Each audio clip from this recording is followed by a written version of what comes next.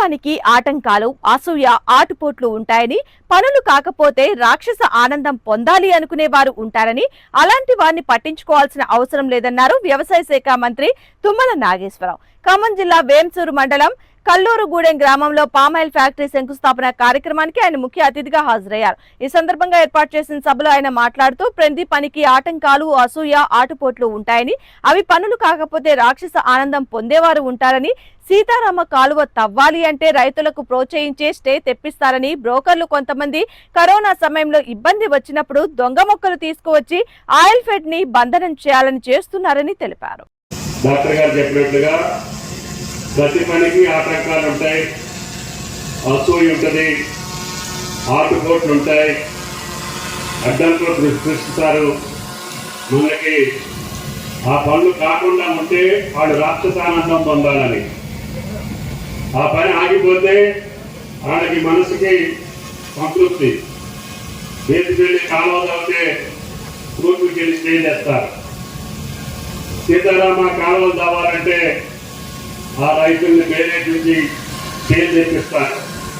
అదేవిధంగా చివరికి మీ ఫ్యాక్టరీ కూడా అభూత కల్పనలతోటి కొంతమంది రైతులు ఇందాక పెద్దలు చెప్పినట్లుగా మా చైర్మన్ గారు చాలా స్పష్టంగా చెప్పారు.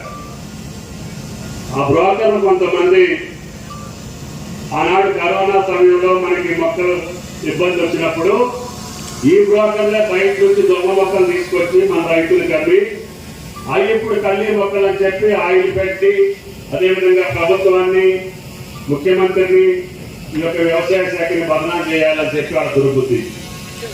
ఆ సన్నాసులకు మీరు చెప్పాల్సింది, ఆయిల్ పెట్లో ఇచ్చినటువంటి ఏ మొక్క కూడా 1, 2 ఎక్కడైనా ఇతర దేశాల నుంచి వస్తాయి కాబట్టి అందుట్లో కూడా ఏదైనా 1, 2 కల్తీ జరగచ్చు.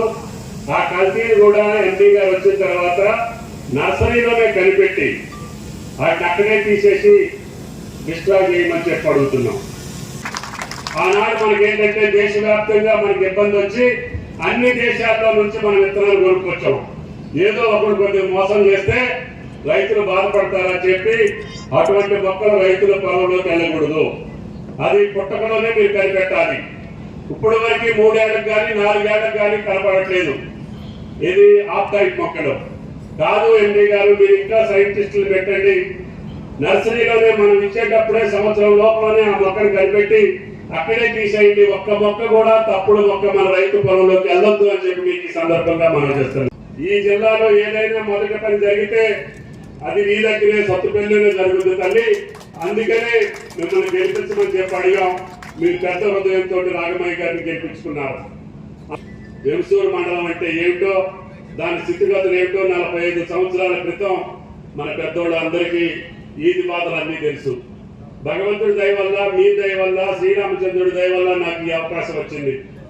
అందుకని తమ్మినేని నీళ్లతోటి పాటు కృష్ణా జలాలు కూడా మీకు రావాలని చెప్పి ఎత్తిపోతల పథకాన్ని ఏర్పాటు చేసి ఆనాటి పెద్దలు ఈ రాష్ట్రాన్ని పరిపాలించినటువంటి ఎంగళరావు గారు శంకుస్థాపన చేసింది కానీ, సిద్ధారెడ్డి గారు శంకుస్థాపన చేసినటువంటి ఎన్టీఆర్ కాలువ గాని పూర్తి చేసి 20 సంవత్సరాలు మీ పంటలు పండించాం. మధ్యలోనే నేను గత ప్రభుత్వం అధికారంలోకి వచ్చిన తర్వాత మళ్ళీ ఆ నీళ్లు తీసుకొచ్చి మొన్న 100 రోజులు పోయినసారి మీకు ఎన్టీఆర్ కాలువ మీ చెరువులు నింపింది. ఈ రోజున గోదావరి పక్కన నీళ్లు లేవు కానీ మీ వేంసూరు చెరువులలో నీళ్లు ఉంటున్నాయి అంటే అది ఎన్టీఆర్ దయ, ఈనాడు రేవంత్ రెడ్డి గారి యొక్క దయ అని చెప్పి కూడా మీకు ఈ సందర్భంగా మనం చెప్తున్నాం. ఈ ఉగాది పండుగ రోజున ఒకే ఒక హామీ ఇస్తున్నా, రేపు జూన్ మాసంలోనే మీ పొలానికి నీళ్లు వచ్చేటటువంటి బాధ్యత ఈ ప్రభుత్వాన్ని, రేవంత్ రెడ్డి గారి ప్రభుత్వాన్ని అని చెప్పి ఈ సందర్భంగా మనం చెప్తున్నాం. నాగార్జున సాగర్ ఎండకపోయినా, తమ్మినేరు రాకపోయినా గోదావరి జలాలు తీసుకొచ్చి మీ వేంసూరు చెరువులు నింపే బాధ్యత నాది అని చెప్పి కూడా మీకు ఈ సందర్భంగా మనం చెప్తున్నాం. ముఖ్యమంత్రి గారి పెద్ద హృదయంతో కొంతమంది అడ్డుపడ్డా, కొంతమంది కాదని చెప్పినా, ఇంజనీర్లు ఒప్పుకోకపోయినా ఆయన శాంక్షన్ చేశారు. తప్పకుండా పని పూర్తి చేశాం.